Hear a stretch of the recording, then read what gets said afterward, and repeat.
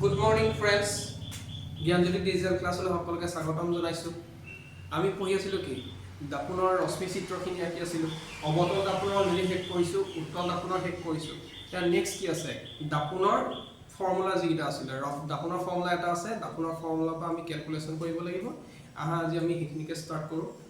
আৰু আমি নেক্সট তাৰপিছত কি আঁকিম, উত্তল লেন্স আৰু অৱতল লেন্স তাৰ ৰশ্মি চিত্ৰখিনি অংকন কৰিম। তাৰ আগত আমি দাপোনৰ ফৰ্মুলা এটা চাই লওঁ। দাপোনৰ সূত্ৰ বুলি যদি মই কওঁ কি বুজি পাম,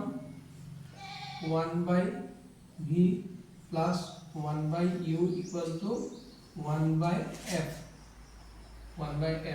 এতিয়া মোৰ এই v টো কি হ'ব পাৰে, u টো কি হ'ব পাৰে, f টো কি হ'ব পাৰে। f টো b যেন লাগিছে নি দেখাত বাৰু, f এনেকৈ কৈ দিলে হ'ল। আৰু v মানে হ'ব কি,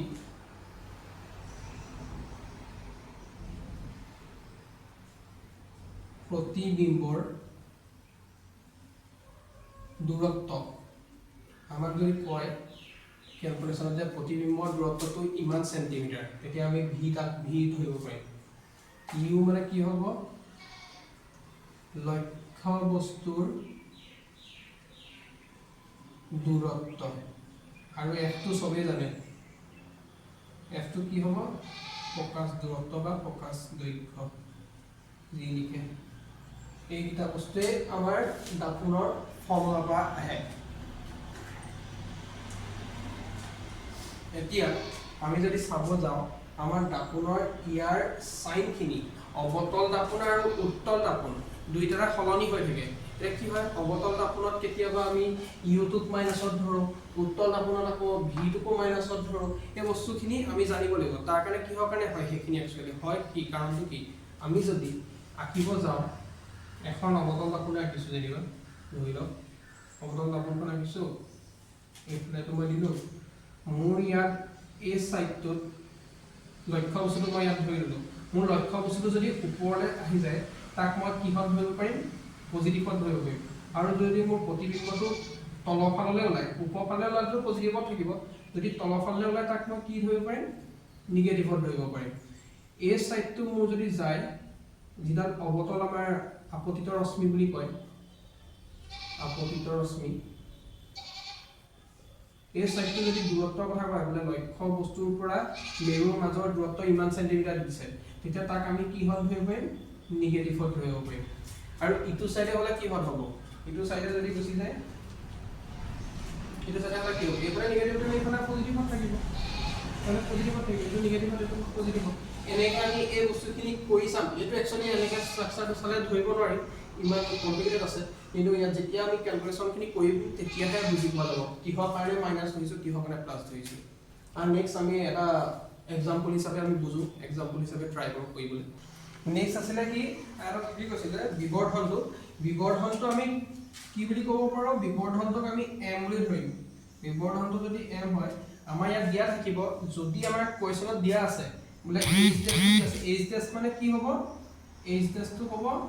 আৰু এইচটো কি হ'ব, ডেছ থাকিলে আমি কি ধৰোঁ, এতিয়া এইটোক এ এইটোক বি ধৰিছোঁ, এইটোক কি ধৰিম, এ ডেছ বি ডেছ, কাক ধৰিলোঁ, প্ৰতিবিম্বৰ ধৰা নাই জানো, એટલે এইচ ডেছ এইখিনিৰ পৰা এইখিনিৰ উচ্চতাটো যিমান তাক এইচ ডেছ বুলি মই ক'ব পাৰোঁনে, আৰু এইখিনিৰ পৰা এইখিনি যিটো উচ্চতা তাক মই এইচ ক'ব পাৰোঁনে। আমি ইয়াৰ ক্ষেত্ৰত এইচটো কি পজিটিভত ধৰোঁ, আৰু যদি তলৰ ফালে আহে তাক আমি সদায় নিগেটিভত ধৰিম। আমি তেনেকৈ বুজিম পিছত। এইচ ডেছ মানে কি হ'ব, প্ৰতিবিম্বৰ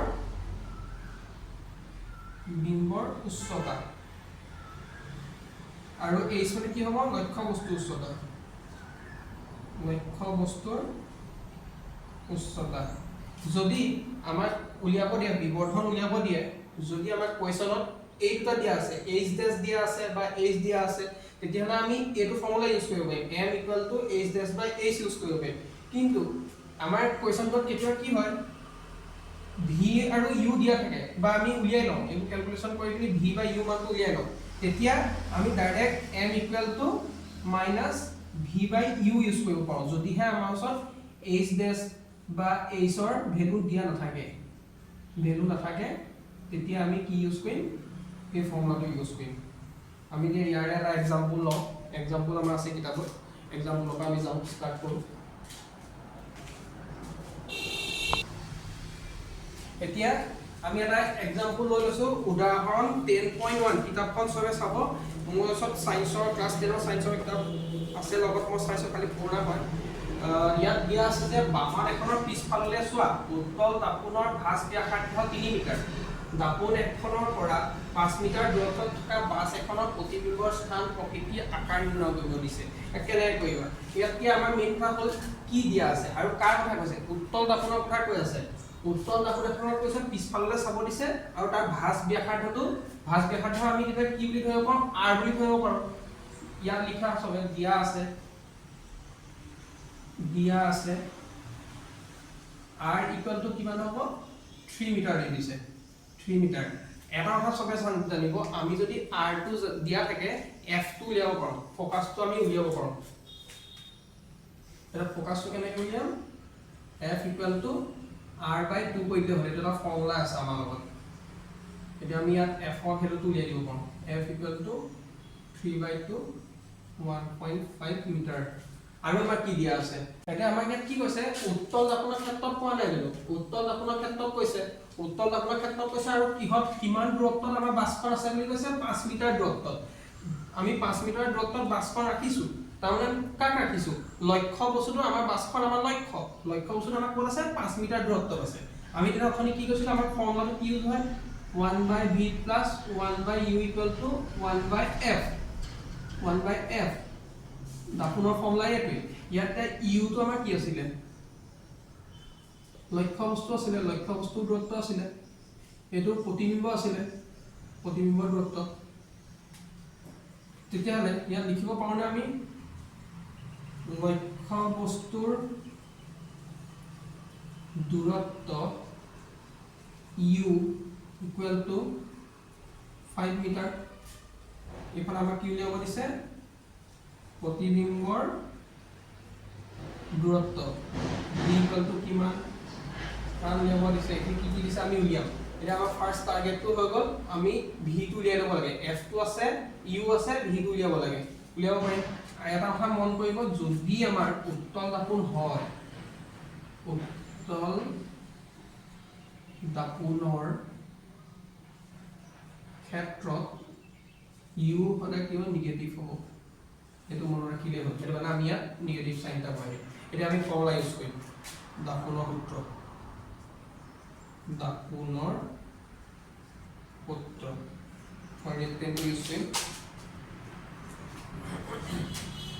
1/v plus 1/u = 1/f 1/v কিমান দিয়া আছে 9 1/v লিখিম প্লাস 1/u কিমান দিয়া আছে -5 = 1/f কিমান আছে 1.5 এই v টো কেটো সাইডে ৰাখো বাকিটো ইটো সাইডে লৈ যাও প্লাস এ মাইনাস হৈ যাব নহব জানো প্লাস এ মাইনাস 1/5 = 1/1.5 এটা আমাক v ভ্যালুটো ফার্স্ট উলিয়াই ল'ব লাগে এই পার্টটোক আমি ইটো সাইডে লৈ যাও ইয়াত মাইনাস হৈ আছে ইফালে গলে কি হ'ব প্লাস হ'ব 1/v = 1/1.5 minus plus 1/5 ভিডিওটো মোৰ আহিছে না তলটো দেখা পাইছা নাই নাই দেখা ন ঠিক আছে এইখিনি পৰা মই ভাবিছো নাই দেখা বুলি ভাবিছো মই ইফালে কৈ দিম আকৌ মই কৈ দিছো এখন ওপৰত কৈ দিম এখন মহাই দিছো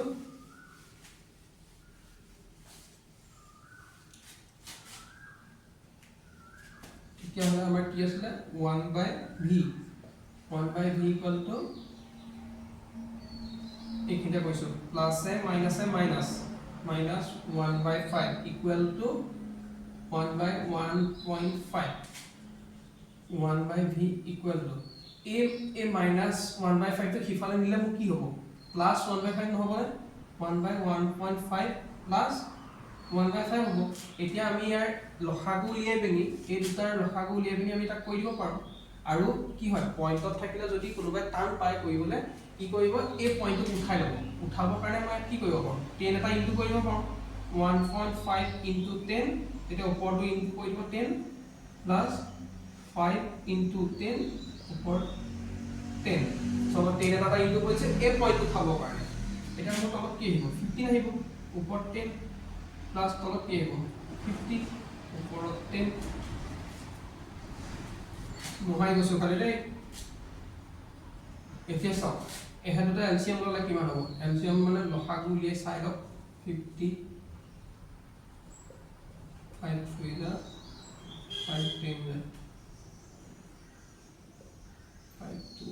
3 150 ওলাব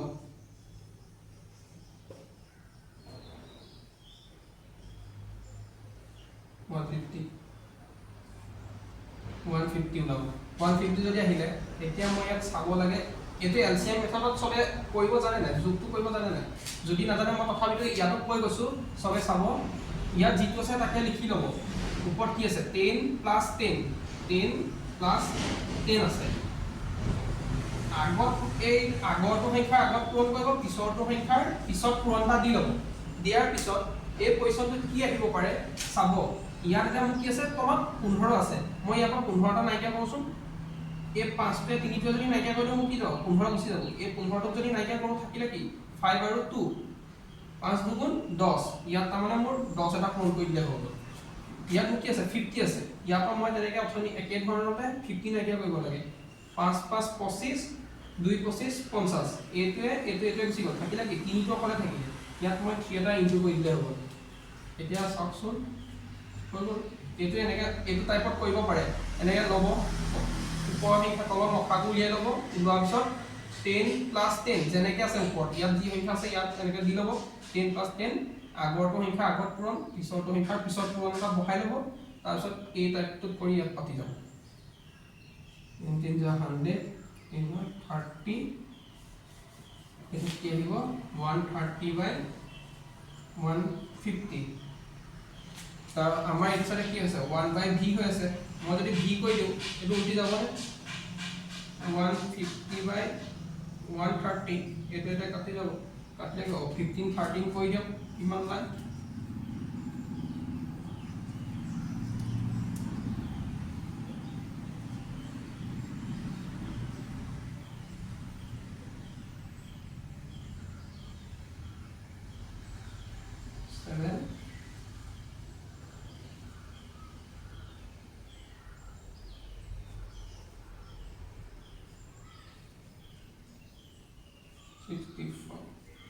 $1.15 মিটাৰ v টো আমি পাই গলো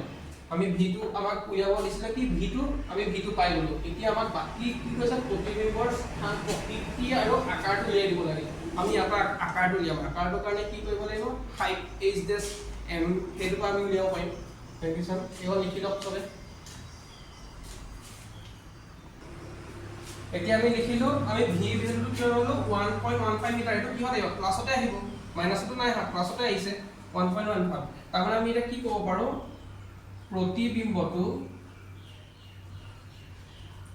দাপোনৰ পাছফালে 1.15 মিটাৰ আঁতৰত দেখা পোৱা যাব নেক্সট আমাক কি কৈছে এটো মোহাই দিছো 1.15 ভি ৰাখি লৈছো এই মোহাই দিছো v = 1.15 u = কিমান আছে আমাৰ 5 - 5 মিটাৰ আছিল এতিয়া আমাক উলিয়াব দিছে বিবৰ্ধনটো m = কি আছিল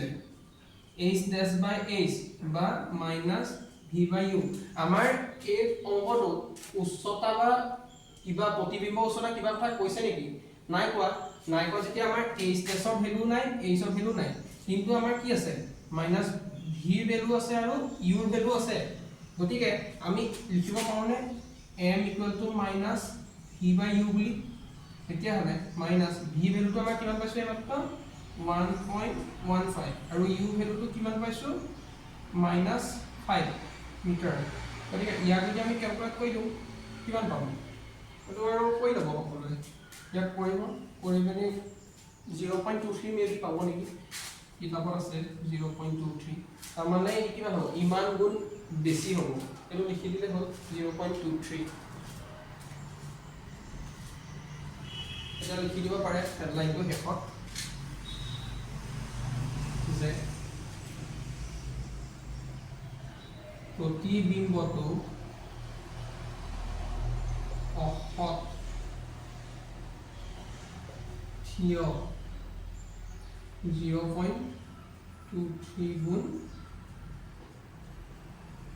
বেছি হ'ব সেইটো হেডলাইনটো লিখি দিলে টপিকটো আমি তাতে পাই গ'লো 23 গুণ বেছি 0.23 গুণ বেছি নহয় সৰি 0.23 গুণ সৰু হ'ব এটো সৰুহে হ'ব অসৎ হ'ব থিয় হ'ব আৰু 0.23 গুণ সৰু হ'ব উত্তল দাপোনৰ ৰশ্মি চিত্ৰকিটা যদি জানে এই মই এটো যেটো খেলিমেলি কৈছো এটো খেলিমেলি কাৰো নহয় গতিকে চাব ভালকে এখিনি কৰিব এটো আনসাৰ ক্লাছত আহিব এইটোৰ কাৰণে ক্যালকুলেশন ইমানটোৱে আছিল আৰু এটা আছে তাৰ উদাহৰণ এটো চাম এটো বুজিলে অলপ ক্লিয়াৰ হ'ব ডাউটখিনি তাৰ পিছৰ ফালৰো আছে বাৰু কোনো বিলম্বিত আছে কেইটামান কৰিম ধন্যবাদ বাই বাই